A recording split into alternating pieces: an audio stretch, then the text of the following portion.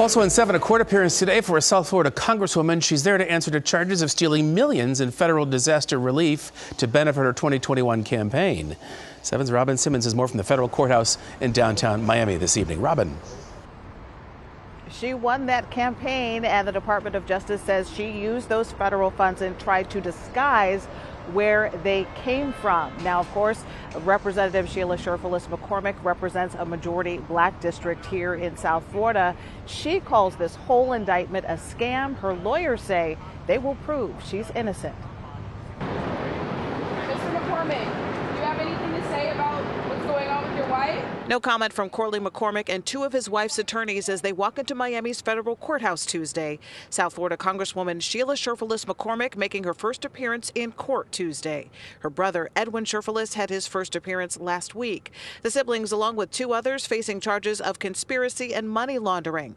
After the hearing, Cherfilus-McCormick's attorneys took no questions but said they would prove her innocence. The federal government, DOJ, decided to indict a black Democratic congresswoman without giving her attorneys the opportunity to meet with them and to discuss the circumstances. And I think if there's anything that we have learned in recent times, it is that this government is willing to charge and indict and arrest somebody without actual evidence. The indictment revealed last week alleges the healthcare company where the siblings worked received an overpayment of federal funding from the state of Florida.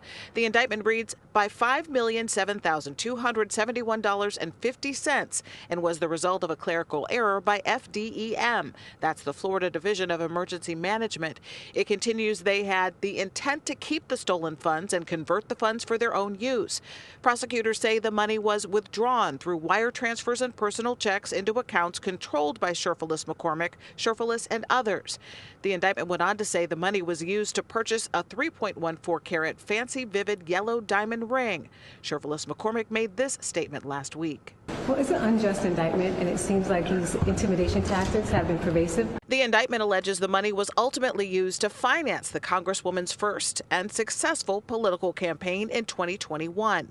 Prosecutors say that overpayment of federal funds was used to pay for her congressional campaign. Also indicted the tax preparer for the family's company and Cherfilus-McCormick's chief of staff. As for calls she should be expelled from Congress, so we'll keep fighting for the people and keep working like we're doing now until they get what they need. So we're here for the people. So the only people who elected me should make that decision. Thank you so much. Now, the Florida Department of Emergency Management actually filed a civil suit about this overpayment last year, and the Cherfilus' company was working to repay back that money before this federal charges came down.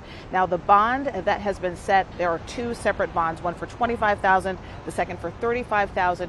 She will also have to relinquish her U.S. passport. She can maintain her congressional passport, but her travel is going to be restricted only to here in South Florida, where her congressional district is, and then in and around Washington, D.C. Her arraignment is scheduled for December 29th.